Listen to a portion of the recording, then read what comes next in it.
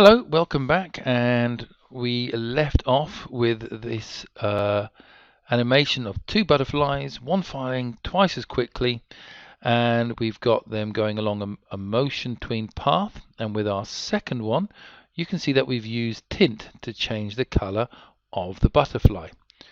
So let's have a look at one more way of getting movement. Now, to make it less complicated, what I'm going to do is hide these two butterflies. I want to create another layer, and we're going to call it butterfly 3. And let's just go and into our library and bring in a butterfly. And this time we're going to get it to go from the right to the left. So we'll start with here. I'm going to collapse this panel and right click and transform, and let's just flip horizontally so it's pointing in that direction. Alright, so we're going to leave that there for the moment, and we're going to get this butterfly to fly around following what's called a guide path. So again, we've got to create ourselves another layer. Now make sure that this layer is above butterfly 3 and rename this guide underscore path. Now we're going to see down the side here we've got two different symbols. We've got a layer symbol and we've got a motion path symbol. We're going to create a third type of symbol by making this path a guide. So right click, select guide, and you should have a hammer. Now this particular layer, do make sure it's selected, is going to be where we are going to draw a guide. So go and get your pencil tool and make sure that it's on a nice bright color with a stroke, say, of 3. And you can go and draw the path how you like. So I'm just going to draw something like this. Nothing very imaginative, but it's a path. So we've got our guide path, and I'm just going to turn it on and off to make sure that it is actually on the guide path and not on the butterfly layer.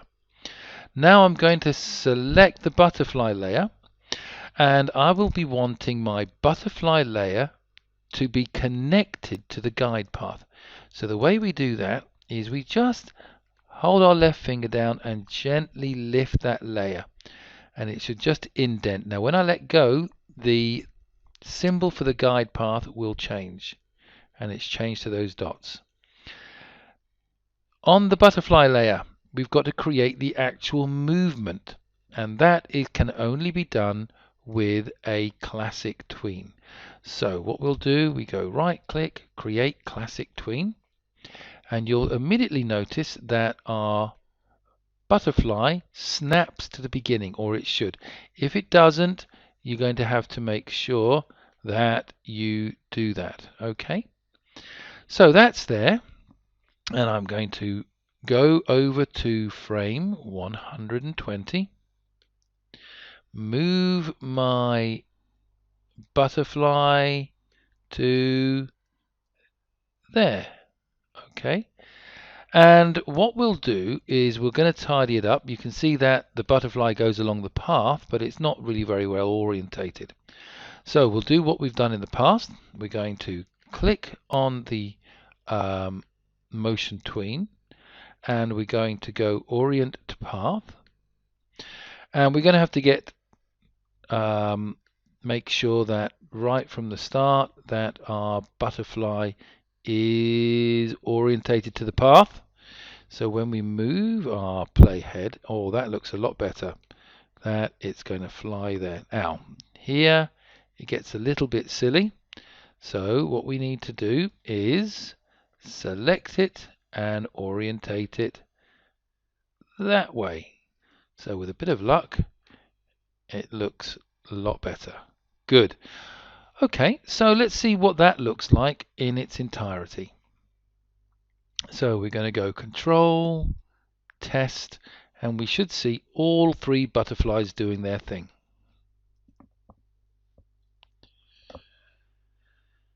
And there you go. Okay, so we've got one butterfly on a guide path using classic tween. We've got two butterflies using a motion path, one going twice as quickly and changing color because of the tints. So can you get to that point where you've got your three butterflies moving around? Thanks for watching. Bye bye.